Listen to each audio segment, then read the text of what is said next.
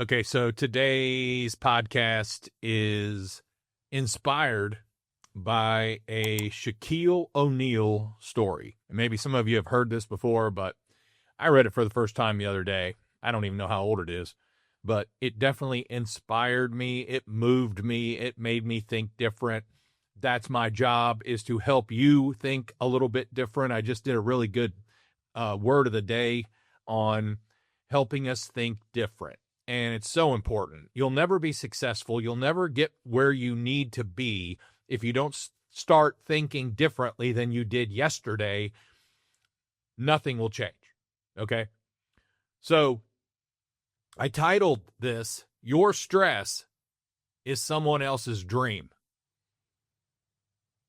Because a lot of times we take for granted where we are today, what we've accomplished, even if it's a little. Even if you've been in business 1 year, kudos to you for making it 1 year. Very few people do. 50% actually fail in the first year.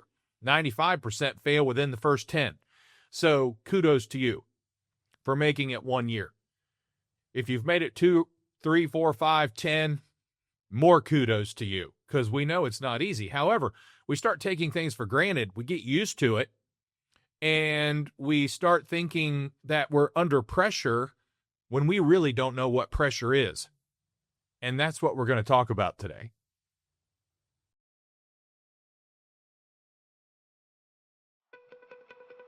Hey, this is Greg McAfee, and welcome to the Greg McAfee Show. Now let's get started.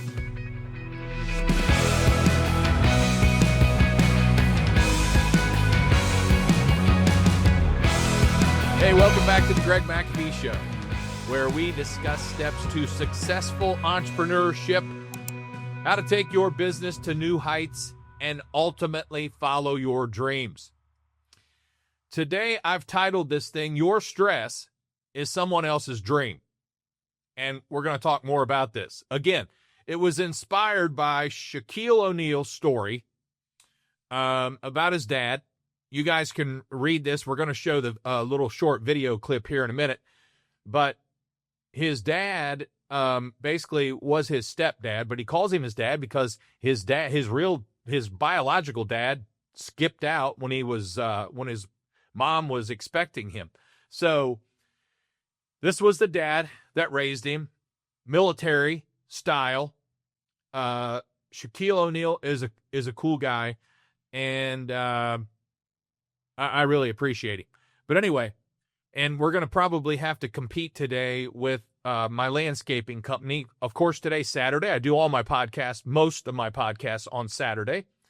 It's been raining here all week. We got a dry day, and they're out here doing landscaping, and we're probably going to have to hear about it soon.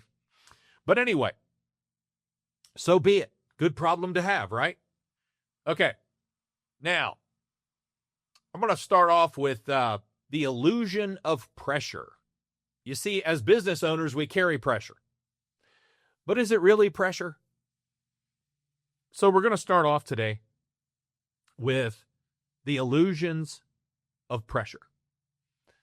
As business owners, we carry pressure. I've talked about this before. Nobody knows. Unless you're in business for yourself, nobody knows what pressure we carry. However, what we're going to talk about today, is it really pressure, or is it just stress? Well, let's find out. So, high performance comes with weight. You know, the monkey on the back. You know how good you feel when you get something done. I got that monkey off my back. That's weight. But too often, we magnify the weight.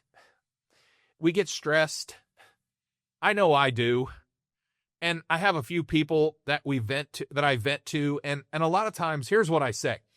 I don't need any advice, and I don't need an answer. I just need to vent. And believe it or not, that really helps the other person, because they're like, okay, go vent. Because I don't have to worry about giving you any advice today. But we magnify it. Sometimes we confuse stress with suffering, and they're just not the same. Let me give you some examples. Stress is pressure from responsibilities. And as business owners and managers, leaders, we have a lot of responsibility. Suffering, however, is pain from circumstances that we can't control. Or we can look at it this way. Stress is having too much to do. Suffering is not having enough to survive. Now, there's the difference. Shaq's story was a wake-up call to me, and I hope it is to you too. So let's watch this short video of Shaq himself telling the story.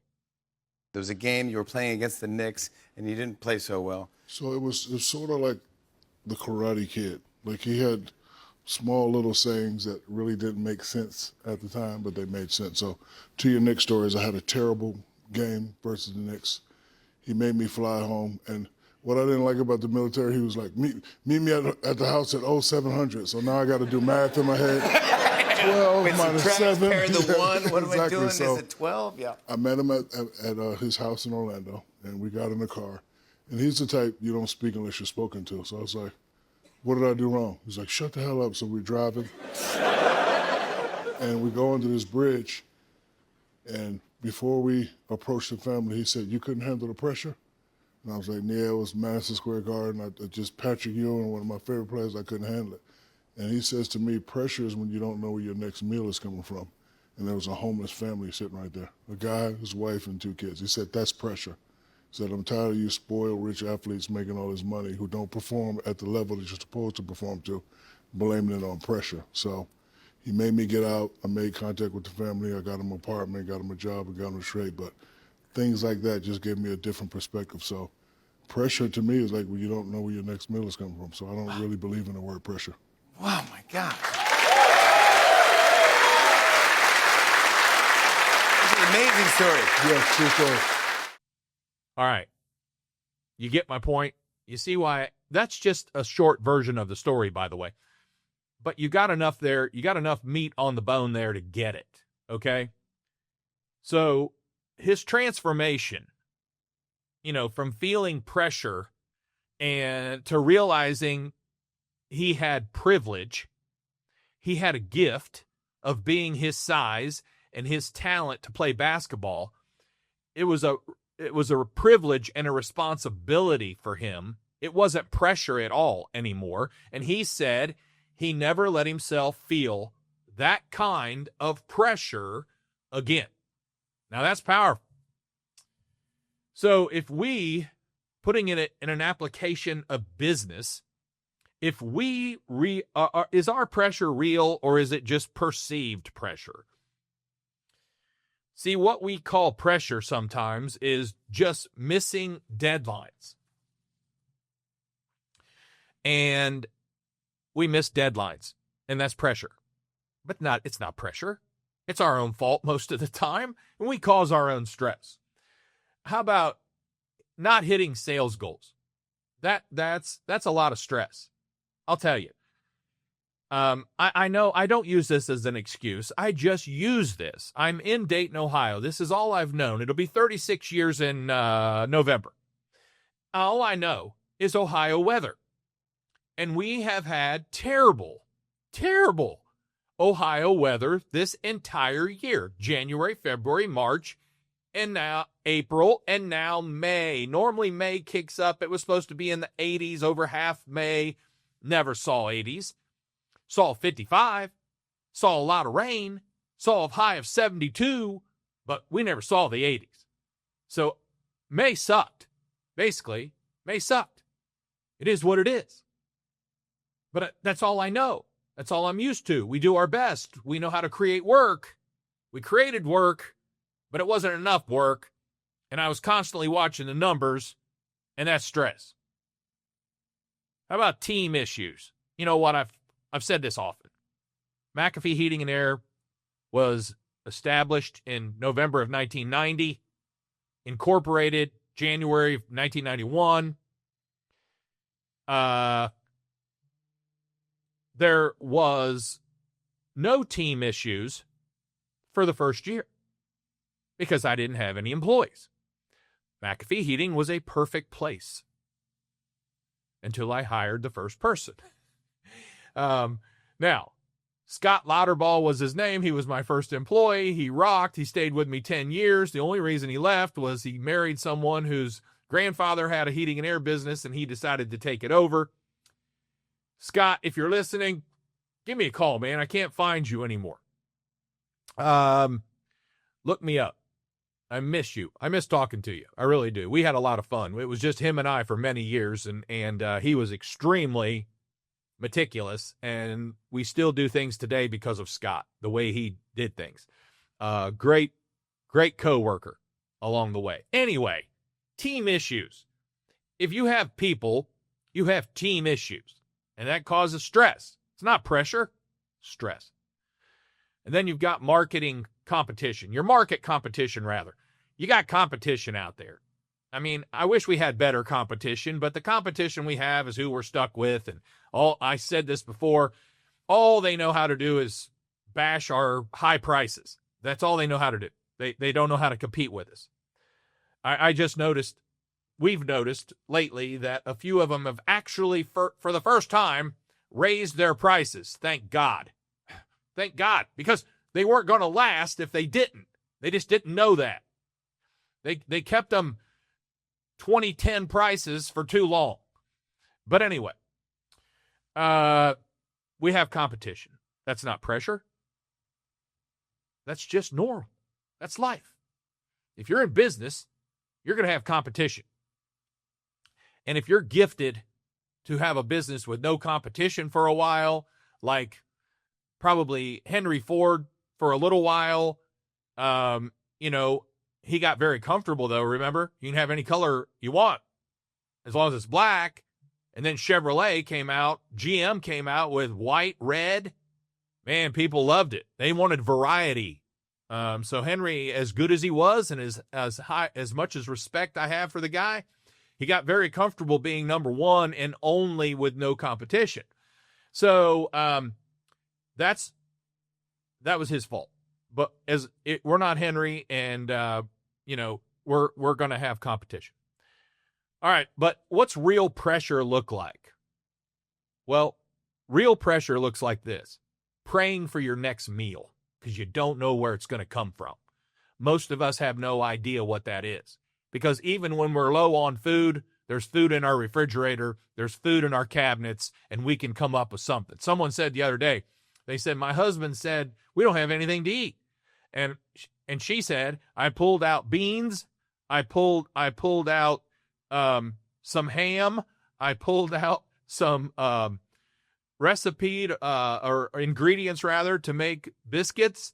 There's food in my cabinets. People just don't know how to find it. Okay. But anyway, praying for your next meal is pressure. Living in a car because you don't have a home with 2 kids, that's pressure.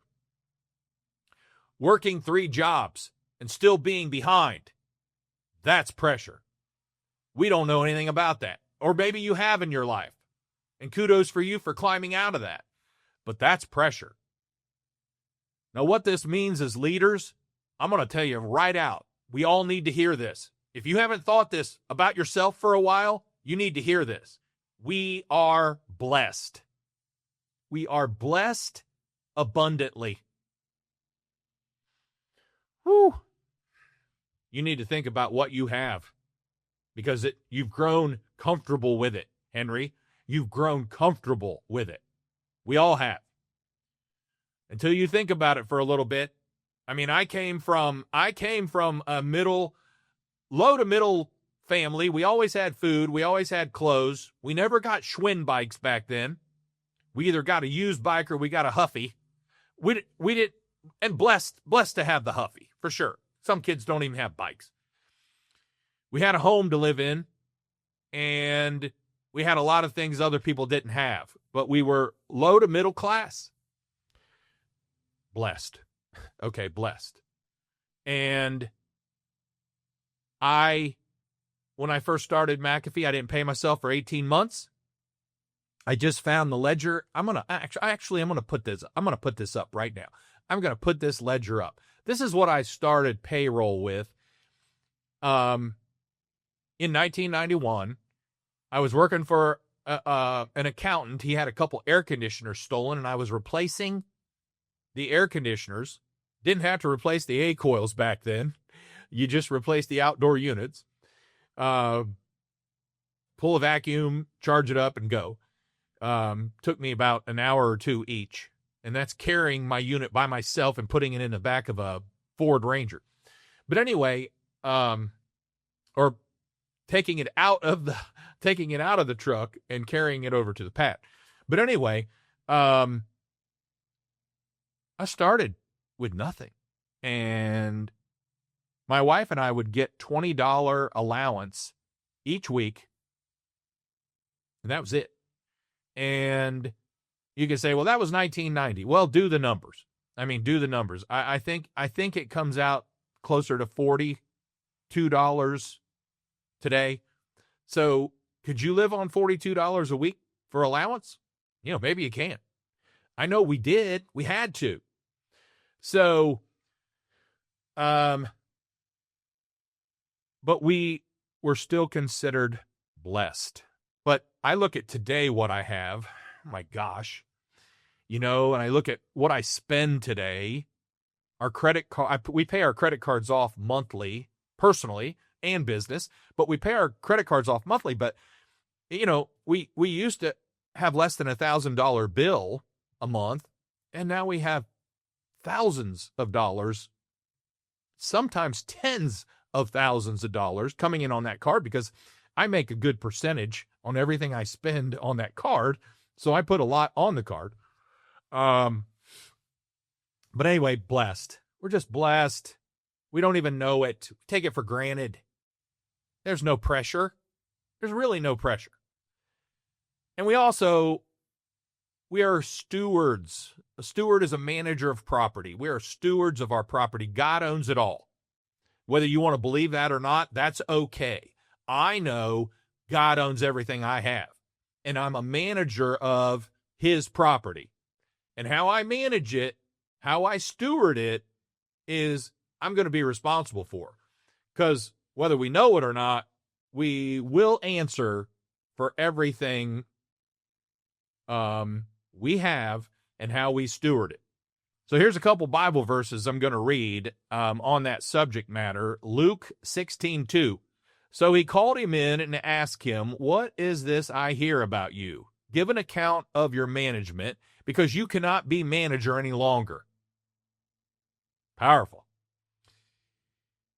Context there, Jesus is teaching about a manager being held accountable, a reminder that we all must give an account of our stewardship.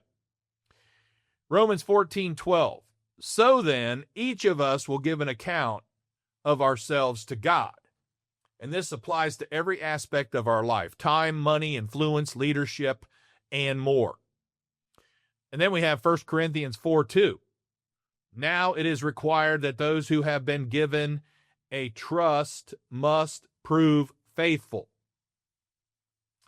This verse sums it up. God expects faithfulness from those entrusted with leadership, wealth, opportunity, and influence. We're going to be held accountable as a leader. You better believe we will. Remember, when I got one finger pointing at you, I got three pointing back at me. Okay? And let's see. Matthew 25:19, concerning parable of the talents. After a long time, the master of those servants returned and settled accounts with them. What's this mean? It's a vivid picture of final accountability, what we did with what we were given. So, we're going to be held accountable for everything we do. And the more responsibility you have, the more accountability you're going to have. Okay? That's fact. Okay, here's a quote I wrote the other day on this subject. Stewardship is a test, and one day we all hand in our results. God's not going to ask how much we made. He's asking what we did with what he gave us. That's the key. We also carry a lot of opportunity, not oppression. Remember that when it comes to thinking that we have pressure. All right. Getting down to the end here. Perspective creates strength. When we reset our perspective, we regain strength. And that perspective needs to be reset almost on a daily basis, if not weekly. I mean, we got to reset our perspective. We get out of hand. We get comfortable. We take things for granted. We need to reset that perspective often. Pressure feels heavier when we make it about ourselves. Many of us, me included, we're selfish in many reasons. And many of us, including me, we are selfish in many ways. You say, I'm a giver. I give a lot. Still selfish. It's all about you. A lot of times it's all about us. We want to do what we want to do. Let's just face it. And also, gratitude and giving lighten the load.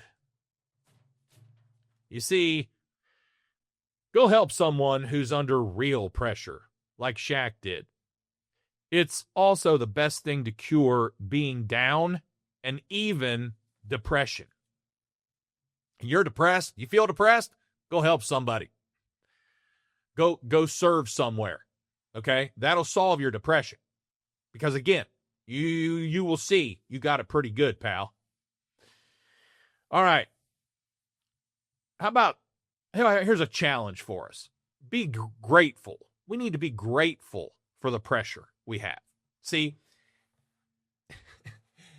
I don't know. The more I studied this, the more I realized I don't have any pressure. My life's good. I am blessed to be able to run this business with all the issues that we might have. The good things override the bad, okay? And it means that we're in the game. We're in the game, folks. How are you making the game? Is it fun? Are you playing well? Are you playing to win? We're blessed. We need to use our position to lift up others. How many of your team members are down? Do you even know your team members? Can you name them by name? Ray Isaac, heck of a businessman, made it, owned Isaac Heating and Cooling, I believe it was. We know we've got heating and air, we've got heating and cooling, we've got climate, we've got all this stuff. But anyway, Ray, good guy, solid guy, spoke at one of my boot camps, keynote speaker at one of my boot camps. Ray made it a goal to know the names of his people, and they had hundreds at one time, probably more today, employees. I'll never forget that. That's powerful. So, lift up others, respect them, get to know them, and also stay humble. Never, never, never should we confuse pressure with privilege. Okay? Never. Pressure isn't closing a deal. Pressure's knowing if your kids will eat tonight. Huge difference. Here's a few more quotes from me. If you're making a living and leading people, you're not under pressure. You're carrying a responsibility. And there's a difference. And then I found this Bible verse ties in with this well. Whoever is kind to the poor lends to the Lord, and he will reward them for what they have done.